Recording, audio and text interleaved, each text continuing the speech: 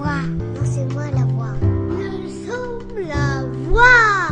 Nous sommes tous la voix des sans-voix. Chers auditeurs, auditrices de la radio des sans-voix, bienvenue à l'émission Les valeurs humaines.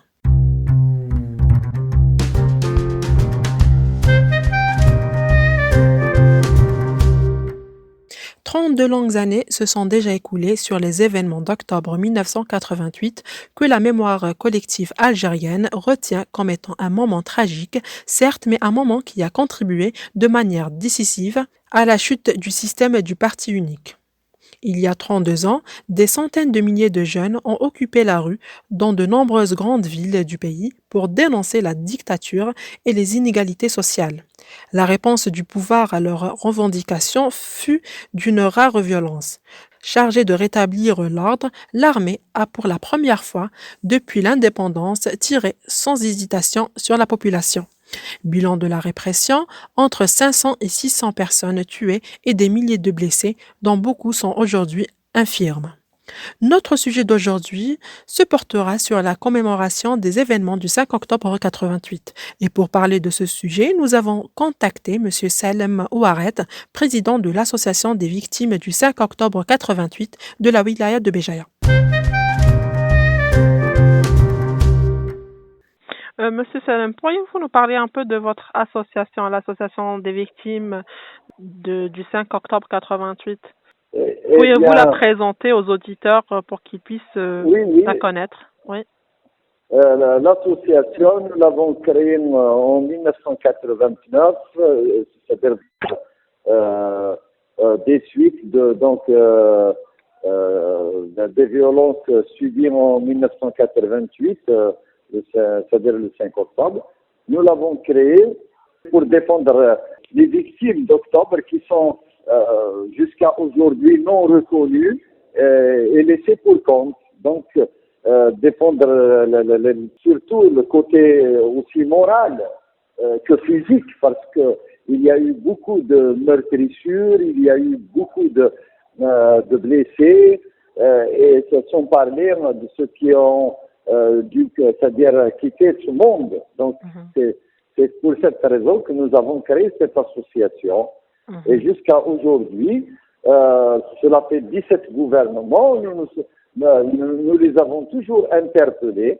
Et surtout aussi, c'est pour éviter que de pareilles tragédies ne se reproduisent. C'était ça l'idée mère qui nous a poussé à créer cette association.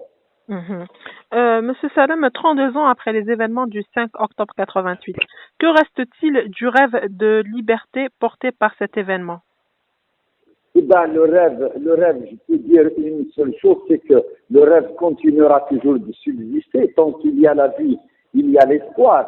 Nous, ça fait maintenant 33 années depuis que ça s'est passé et nous n'avons jamais baissé les bras. Nous avons toujours interpellé le pouvoir pour écouter la société. Nous avons toujours interpellé les décideurs pour composer avec la société et non pas vouloir diriger d'une manière autoritaire sans tenir compte des désiderata de la société. Voilà à peu près. Donc, le rêve demeure.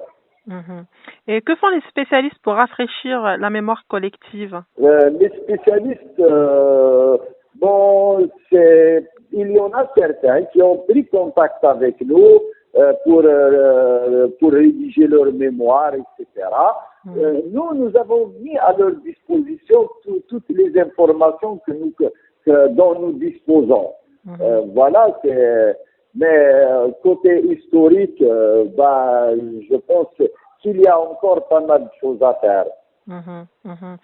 Concernant ces événements, on ne voit pas beaucoup de publications sur ces événements. Pourriez-vous nous dire pourquoi? Nous, en ce qui nous concerne, nous avons au moins à peu près une cinquantaine de déclarations que nous avions faites, mais et des déclarations publiques.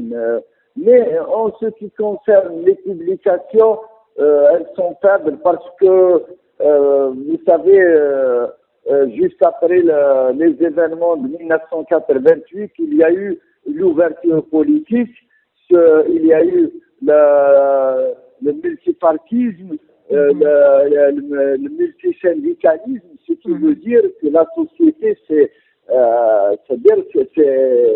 mis en branle pour pouvoir instaurer un climat de démocratie. Néanmoins, nous, en tant que victimes d'octobre, c'est-à-dire ceux qui ont été touchés dans leur chair, ont été quelque peu les oubliés de cette histoire. Et si on doit parler côté historique, où peut-on situer aujourd'hui la date du 5 octobre? Genre, est-ce qu'on peut la considérer comme de l'histoire au sens classique du terme? Je pense que le 5 octobre, c'est un virage historique parce qu'il a mis fin à l'unicité de la pensée unique. Il a mis fin au parti unique, il a mis fin, c'est-à-dire, je dirais, parce qu'à cette époque-là, c'était le parti unique, la pensée unique, l'article 120, il n'y avait ni débat, ni démocratie, ni contestation. C'était quand même une direction à la brezhnevienne. Donc, ça a mis ça quand même, et ça a permis beaucoup d'espoir, même si au demeurant, on chasse le naturel, il revient au galop. Vous savez, hein, la liberté, elle se défend au quotidien. Donc, si on s'arrête de la défendre, elle est reprise automatiquement. Et pourquoi n'y a-t-il pas eu capitalisation de la révolte du peuple? Je pense à ce moment-là, les débats n'ont pas été, je dirais, très affûtés. Je pense qu'aux années 89-90, les débats n'étaient pas très affûtés pour la simple raison que s'ils étaient affûtés, on n'aurait jamais laissé c'est-à-dire le pouvoir du chef qui a échoué. Donc, ceux qui ont échoué vont être l'alternative pour instaurer la démocratie.